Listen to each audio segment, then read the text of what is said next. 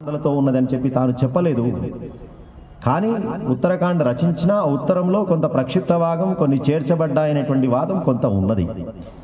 మొత్తానికి ఈ భాగాల పేర్లు మనం గమనించినట్టయితే 7 భాగాలు 7 కాండల పేర్లు మనం గమనించినట్టయితే పేరు చూస్తేనే అర్థమైపోతున్నది ఆ భాగంలో ఆ కాండలో ఏ కథ చెప్పబడి ఉన్నదో. మొట్టమొదటిది బాలకాండ అన్నారు కాబట్టి రాముడి బాల్యం అనేటువంటిది అర్థమైపోతుంది. అలాగే అయోధ్యాకాండ అన్నారు, రెండవది అయోధ్య పట్టణంలోనే పట్టాభిషేకం చేద్దామనుకోవడం, పట్టాభిషేకం వీగిపోవడం, అంతా అయోధ్య సెంటర్గా కథ జరిగింది కాబట్టి ఆ భాగానికి అయోధ్యాకాండ అన్నారు. మూడవది అరణ్యకాండ అని పేరు.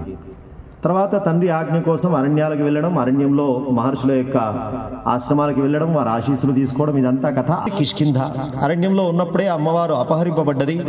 అమ్మవారి యొక్క జాడను వెతుకుతూ కిష్కింధ ప్రాంతానికి వెళ్ళి వానర సహాయం తీసుకోవాల్సిన అవసరం ఏర్పడ్డది కాబట్టి ఆ కథంతా కూడా చెప్పబడ్డ భాగం కాబట్టి దానికి ఒక ప్రత్యేకతను సంచరిస్తూ కిష్కింధ పట్టాభిషేకం వరకు ఏదైనా అంశాన్ని చెప్పలేనిది ఉంటే, విశేషమైనది ఏదైనా ఉంటే అది మళ్ళీ ఉత్తరకాండలో ఒకట చెప్పడం జరిగింది.